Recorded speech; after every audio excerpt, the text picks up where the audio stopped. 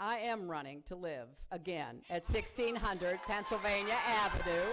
If 2016 ends up being Hillary Clinton and Jeb Bush head-to-head, they have to be both now, looking at the latest polling with great interest and maybe worry. Suddenly today, for President Obama, a slide. It was only weeks ago he saw good news in the polls, finally a higher approval than disapproval rating, Americans carrying a rosier view of how things are going in this country than ever before in his presidency. America is stronger than it was. It is safer than it was.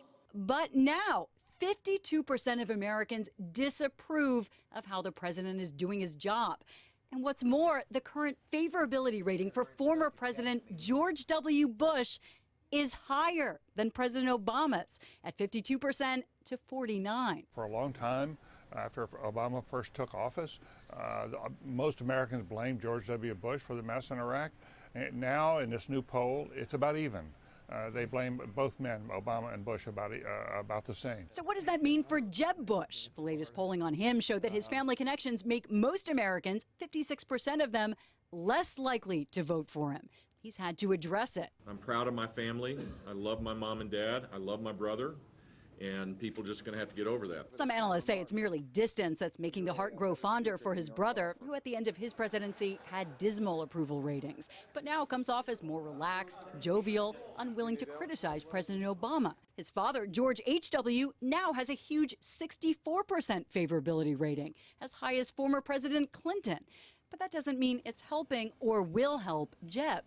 It is every candidate for themselves on the warp speed obstacle course that is the campaign trail. I'm not running for my husband's third term, and I'm not running for Barack Obama's third term. Hillary Clinton's campaign says it's not getting too worked up about these latest numbers or her polling, with 57% of respondents saying she is not honest and trustworthy. Secretary Clinton is outperforming every opponent on the Democratic side and on the Republican side. For President Obama, though the economy is healing, that and other points are still hurting Americans' outlook. Only 32% approve of how he's handling ISIS, only 36% his work on immigration, and 41% on climate change.